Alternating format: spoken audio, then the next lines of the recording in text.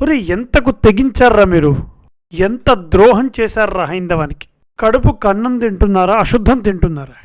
మత మార్పిడ్ల కోసం రక్తబలి తర్పణాలంటూ కొన్ని కల్పిత శ్లోకాలను సృష్టించి వేదాల్లో యేసును మహమ్మద్ ప్రవక్తను చూపే ప్రయత్నం చేశారు. భారతదేశాన్ని అక్రమంగా లాక్కొని తమ గుప్పెట్లో పెట్టుకుని పాలించిన ఆంగ్లేయులు వాళ్ల మత ప్రచారం కోసం ఈ దేశపు సంస్కృతిని, ఈ దేశపు చరిత్రను, ఈ దేశపు ఆనవాళ్లను నామరూపాలు లేకుండా చేశారు. అందులో భాగంగానే చరిత్రను వక్రీకరించారు కూడా. సుమారు 3000 సంవత్సరాల చరిత్రను తొక్కేశారు మిత్రమా. మీరు నమ్ముతారా? ఈ సామాన్య శకం కంటే ముందే భారతదేశ అసాధారణమైనటువంటి స్థితిని చూసి తట్టుకోలేక అసూయతో ఆ అసాధారణమైనటువంటి స్థితి నుంచి సాధారణమైనటువంటి స్థితికి దిగజార్చాలనేటువంటి ఏకైక లక్ష్యంతో ఆంగ్లేయులు పనిచేశారు. దానికోసం ఎందరో రాజుల మరియు శాస్త్రజ్ఞుల కవుల చరిత్రను వాళ్ళ కాలాన్ని కుదించారు, కాలగర్భంలో కలిపేశారు. సామాన్య శకానికంటే ముందే జరిగిన అద్భుతమైన ఆవిష్కరణలను సామాన్య శకం తర్వాత జరిగినట్టుగా వక్రీకరించారు మిత్రమా. హలో మిస్టర్ హిందూ, ఈ వీడియోని చూడకపోతే నువ్వు మాత్రమే చాలా మిస్ అవుతావు మిత్రమా. ఇప్పటి వరకు నువ్వేం కోల్పోయావో, ఇలాగే ఉంటే ఇంకా ఏం కోల్పోతావో ఆ భగవంతుడికి తెలియాలి. మన చరిత్రను ఎలా వక్రీకరించారో, మన చరిత్రను ఏ విధంగా తగ్గించారో, చరిత్రలో ఎంతమందిని కనుమరుగు చేశారో సాక్ష్యాధారాలతో దొరికిన యథార్థమైనటువంటి స్థితిని ఈ వీడియోలో మీకు చూపించే ప్రయత్నం చేస్తున్నాను. వీడియోను ప్రతి హిందువు చూడాలి. ఇది ప్రతి ఒక్క హిందువు తెలుసుకోవాలి, ఖచ్చితంగా తెలిసి ఉండాలి. ప్రపంచ ప్రఖ్యాత ఖగోళ శాస్త్రజ్ఞుడు ఆర్యభట్టు విషయంలోనే జరిగింది ఇది.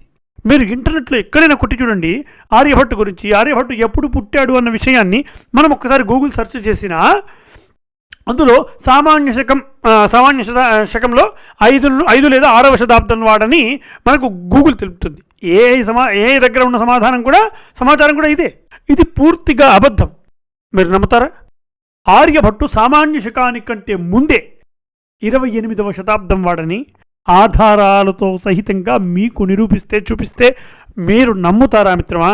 ప్రతి ఒక్క హిందువు తెలుసుకోవాలి మిత్రమా. నీవేం నష్టపోయావో, నాకేం అవసరం అని అనుకుంటావా? వీడియో మొత్తాన్ని చూడండి, మీకే అర్థమవుతుంది. నిజంగా ఆర్యభట్టు సామాన్య శకానికి పూర్వం వాడైతే ఎందుకు సామాన్య శకానికి ముందుగా వక్రీకరించారు?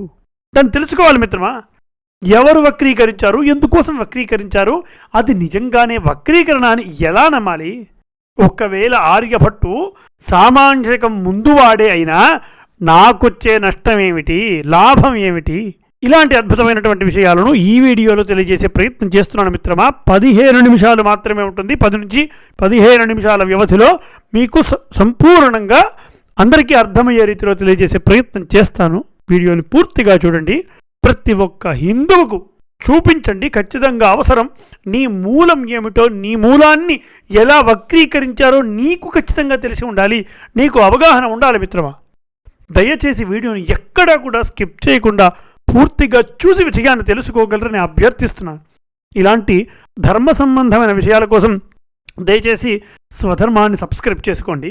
ఇక వీడియోలోకి వెళ్లే ముందున్న చిన్న అభ్యర్థన, వీడియోని లైక్ చేయండి. ఈ 3 చేస్తేనే మన ధర్మ సంబంధమైన విషయాల్ని యూట్యూబ్ కూడా 10 మందికి ప్రచారం చేస్తుంది. నా అభ్యర్థనను మన్నిస్తారని ఆశిస్తూ ఇక విషయంలోకి వెళ్తే, ముందుగా ఎందుకు వక్రీకరించారో తెలుసుకోబోయే ముందు అసలు ఏది వక్రీకరణకు గురైందో, ఎలా వక్రీకరించారో అన్న విషయాన్ని ముందు మనం తెలుసుకునే ప్రయత్నం చేద్దాం. భారతదేశ శాస్త్రజ్ఞుల గురించి చెప్పుకోవలసి వస్తే మన కలియుగంలో అపార ఖ్యాతిని పొందినటువంటి వాళ్ళు అనేక మంది ఉన్నప్పటికీ ఆర్యభట్టుకు ఉండేటువంటి స్థానం అంతా ఇంత కాదు. అలాంటి ఆర్యభట్టు విషయంలోనే ఇలాంటి దౌర్భాగ్యమైనటువంటి వక్రీకరణ జరిగింది ఎలా? ఇందాక చెప్పుకున్నట్టుగా ఆర్యభట్టు సామాన్య శకం 5 లేదా 6వ శతాబ్దం వాడని మనం ఎక్కడ చూసినా మనకు వినిపించే విషయం కదా. కానీ ఆర్యభట్టీయం అనేటువంటి గ్రంథం వారు రాశారు. అందులోనే ఆయన గురించి వారే ఒక శ్లోక రూపకంగా వారు ఐడెంటిఫికేషన్, అంటే బర్త్ ఐడెంటిఫికేషన్ ప్రూఫ్ని ఒక శ్లోక రూపంలో రచించారు వారు. దీన్ని కోట వెంకటాచలం అనేటువంటి కవి భారతీయ శకములు అనేటువంటి గ్రంథములో మళ్ళీ గుర్తు చేశారు. ఒక్కసారి ముందు ఆ శ్లోకాన్ని వినండి, తర్వాత దాని అర్థాన్ని వివరించే ప్రయత్నం చేస్తాను. షష్ట్యబ్దానాం షష్టిభిః యదా వ్యతీతాః త్రయశ్చ యుగపాదాః త్ర్యధికా వింశతిరబ్దాస్తదేవ మమ జన్మనః అతీతాః. దీని అర్థం ఏమిటంటే కలియుగమునందు 6 సార్లు 60 సంవత్సరాలు గడిచినప్పటికీ నా వయస్సు 20 సంవత్సరాలు అని అర్థం. ఇది అంటే కలియుగం ఎప్పుడు ప్రారంభమైంది మిత్రమా?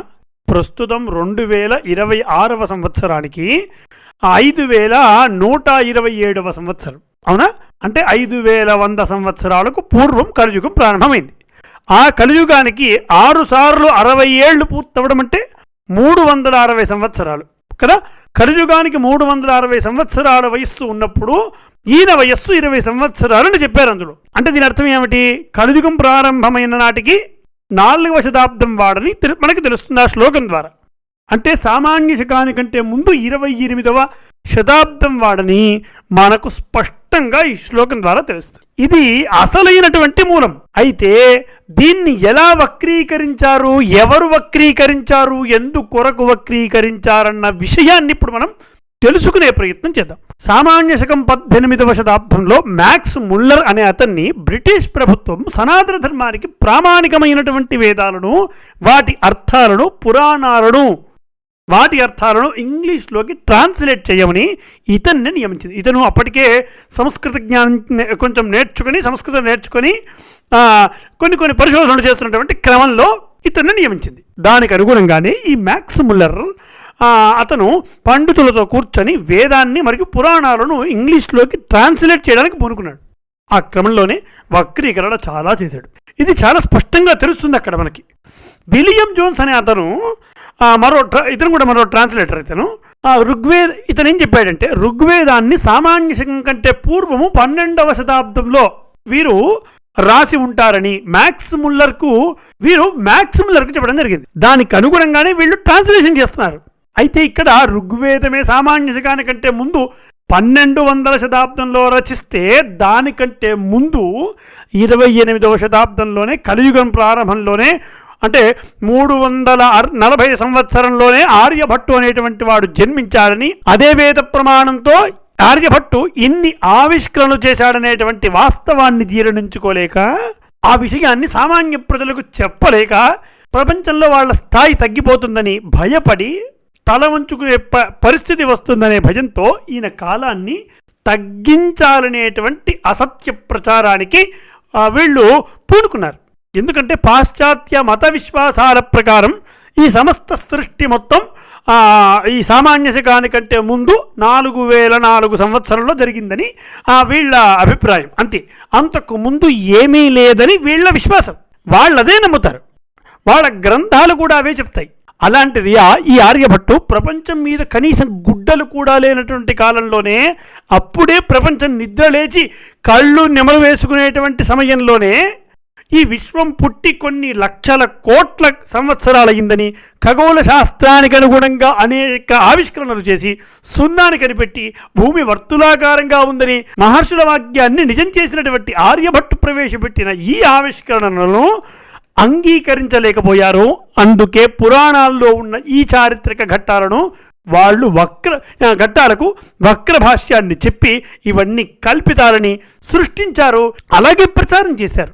మన మాట కంటే తెల్లవారి మాట బహు తీయగా ఉంటుందని నమ్మినటువంటి మనవారు కొంతమంది అదే నిజమనుకొని ఇదే నెపంతో మనలో కొంతమంది మరో అడుగు ముందుకు వేసి ఛందోబద్ధమైన మార్పులకు కూడా సహకరించారు. తెల్లవాళ్లకు సహాయపడి మనవాళ్లు చాలామంది పురాణేతిహాసాలకు వక్ర భాష్యాలు రచించారు. దానికి ముఖ్యంగా పూనుకున్నది ఈ మ్యాక్స్ ముల్లర్, విలియం జోన్స్ అనే అతను. మీరు నమ్మకపోయినా ఇది అక్షర సత్యం. ఈ మ్యాక్స్ ముల్లర్ అనే అతను ఏకంగా ఆర్యభట్టీయంలోని కొన్ని శ్లోకాలను మార్చివేసి ఆర్యభట్టు కలియుగంలో 3600 సంవత్సరానికి చెందినటువంటి వాడని కుదించారు.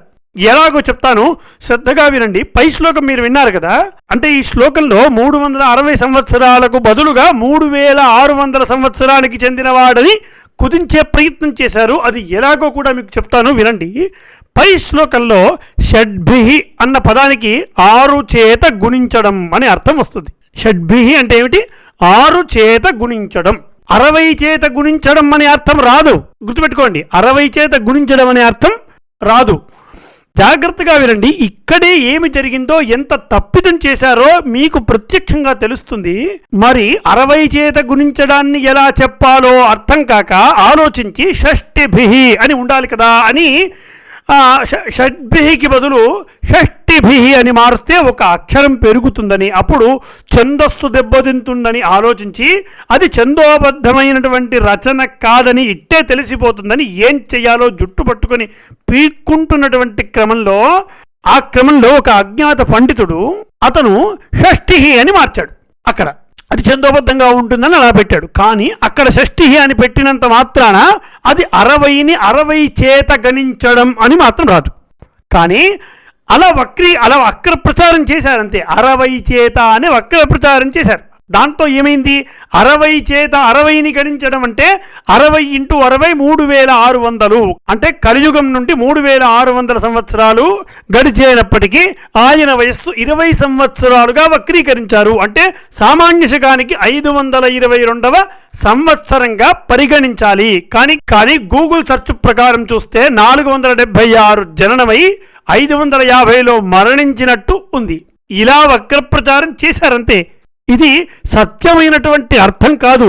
మీకు ఒక డౌట్ రావచ్చు, ఇలా వక్ర ప్రచారం చేస్తే అనేక మంది పండితులు ఉంటారు కదా, వాళ్లకు తెలియకపోతుందా?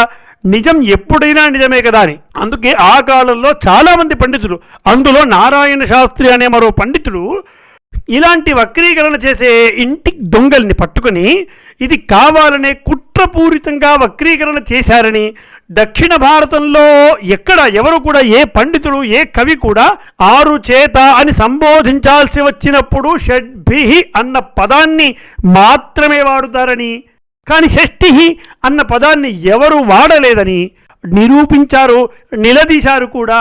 కొన్ని సంవత్సరాలు గడిచినా ఆ ప్రభుత్వాల నుండి వారికి సమాధానం రాలేదు. వీళ్ళు మన చరిత్రకు చేసినటువంటి క్షమించరాని ద్రోహంగా అప్పటి కవులందరూ కూడా పరిగణించారు. కానీ ఈ విషయాన్ని అందరికీ తెలియకుండా వాళ్ళు చాలా జాగ్రత్త వహించారు ఆంగ్లేయులు. అందుకే ఛందోబద్ధమైనటువంటి రచనల వల్ల అక్షరాన్ని చేర్చే అవకాశం ఉండదు. ఒకవేళ చేర్చినా ఇట్లాగే దొరికిపోతుంది ఇది ఛందోబద్ధంగా లేదని. వైదిక గ్రంథాలను కాపాడుతుంది ఈ ఛందస్సు. మనుస్మృతిలో కూడా ఇలాగే చాలా కల్పితమైనటువంటి శ్లోకాలను రచించి అందులో పెట్టారు. అవి కూడా ఎక్కడా కూడా ఛందోబద్ధంగా ఉండవు. ఇలా చేయడం వల్ల వాళ్ళకేం లాభం అంటే, ఇందాక చెప్పుకున్నట్టుగా ప్రపంచం గాఢ నిద్రలో ఉన్నప్పుడే ఆర్యభట్టు వంటి మహావీరుడు అంతరిక్షాన్ని ప్రత్యక్షంగా కళ్ళకు కట్టినట్టు చూసినంతగా ఖగోళ శాస్త్రాన్ని అభివర్ణించడం, ఇన్ని రకాల ఆవిష్కరణలు చేయడం, ఆర్యభట్టీయమని గ్రంథాన్ని రాయడం, సున్నాన్ని కనుక్కోవడం, ఇవన్నీ ప్రపంచం ముందు ఆంగ్లేయులకు వాళ్ళను దిగజారుస్తుందని అనే నెపంతో ఇన్ని రకాల దుష్కర్మలు చేశారు. కొంతమంది మన వైదిక రచనలో కూడా కొత్త శ్లోకాలు కల్పించి సనాతన ధర్మంలో యేసున్నాడు, మహమ్మద్ ప్రవక్త ఉన్నాడని దుష్ప్రచారం చేయడం ప్రారంభించారు. హిందువులలో అందరి దగ్గర వేదం ఉండే అవకాశం ఉండదు కదా. అలా వేదానికి దూరమైనటువంటి వాళ్లకు వేదములో అక్కడ ఫలానా ఆయన ఉన్నాడు, ఇక్కడ ఇలా చెప్పబడింది, ఇక్కడ ఇలా ఉంది అని ఇలా అనేకమైనటువంటి మన ధర్మాన్ని ఆచరిస్తున్నటువంటి వాళ్ళను ట్రాప్ చేసి వాళ్ళు మన మూలాలను దెబ్బతీశారు. మూలాలలో యేసు లేడు, మొహమ్మద్ ప్రవక్త లేడు. ఇదంతా బూటకం, నాటకం. కాబట్టి హిందువులారా, ఏది సత్యమో ఏది అసత్యమో మీకంటూ అవగాహన ఖచ్చితంగా అవసరం. అందుకే నా ఈ ప్రయత్నం. నేను చెప్పాలనుకున్నటువంటి విషయం, వీళ్ళు వక్రీకరించినట్టుగా ఆర్యభట్టు సామాన్య శకం తర్వాత పుట్టినటువంటి వాడు కాదు. సామాన్య శకానికంటే ముందే 28వ శతాబ్దంలో జన్మించినటువంటి వాడని నగ్న సత్యాలు ఆయనే స్వయంగా చెప్పినటువంటి ఆర్యభట్టీయంలోనే చెప్పారు. ఈ నగ్న సత్యము, ఈ వక్రీకరణ మీకు తెలిసిందనే, మీకు అర్థమైందనే నేను అనుకుంటున్నాను. ఈ వీడియోని ఇక్కడితో సమాప్తం చేస్తున్నాను. ఈ వీడియోని ఇక్కడి వరకు చూసినందుకు చాలా కృతజ్ఞతలు. ఇలాంటి ధర్మ సంబంధమైన విషయాలను చూడడానికి దయచేసి స్వధర్మాన్ని సబ్స్క్రైబ్ చేసుకోండి, ధర్మాన్ని కాపాడండి. ఈ వీడియోపై మీకు ఖచ్చితంగా సందేహాలు వస్తే వచ్చిన సందేహాలను మరియు మీ అమూల్యమైనటువంటి అభిప్రాయాలను దయచేసి కామెంట్ రూపంలో తెలియజేయండి. మహాసంకల్పం అనేటువంటి పేరుతో 44 నిమిషాల ఒక అద్భుతమైనటువంటి వీడియోని చేయడం జరిగింది. అందులో విశ్వములో మనం ఎక్కడ ఉన్నాం, మన ఇంట్లోని గురువుల పాదముల వరకు మన మహర్షులు ఏ రకంగా స్థల నిరూపణ చేశారనే అంశాన్ని ఆ వీడియోలో నేను చెప్పాను. ఆ వీడియో లింక్ని ఇక్కడ ఇస్తున్నాను. మీరు పూర్తిగా వీడియోని చూడండి. వీడియోని చూసిన తర్వాత మీ అమూల్యమైన అభిప్రాయాలు దయచేసి కామెంట్ రూపంలో తెలియజేయండి. ఆ ఒక్క వీడియో చూస్తే మీరు కొన్ని వందల మందికి సమాధానం చెప్పగలిగే సామర్థ్యం మీకు ఖచ్చితంగా వస్తుంది. ఒక్క వీడియో, నేను ఏదైతే మహాసంకల్పం అనే వీడియో పెట్టానో 100 మందికి సమాధానం మీరొక్కరే చెప్పగలరు. మిత్రమా, మీరొక్కరే 100 మందికి సమాధానం చెప్పగలిగే సామర్థ్యం ఆ వీడియోలో ఉంది. దయచేసి ఆ వీడియోని పూర్తిగా చూడండి. ఇలాంటి వీడియోలు ప్రతిరోజు మీ ముందుకు వస్తాయి. ఇలాంటి వీడియోలు చూసి మీ ప్రోత్సాహాన్ని అందజేస్తారని ఆశిస్తూ మీ ముదిగొండ చందు శర్మ, మంగళ మహత్. ఇలాంటి వీడియోల కోసం దయచేసి స్వధర్మాన్ని సబ్స్క్రైబ్ చేసుకోండి, బెల్ ఐకాన్ని ఆన్లో ఉంచుకోండి. నేను అప్లోడ్ చేసిన వెంటనే మీకు వస్తాయి. ధన్యవాదాలు. శుభం భూయాత్.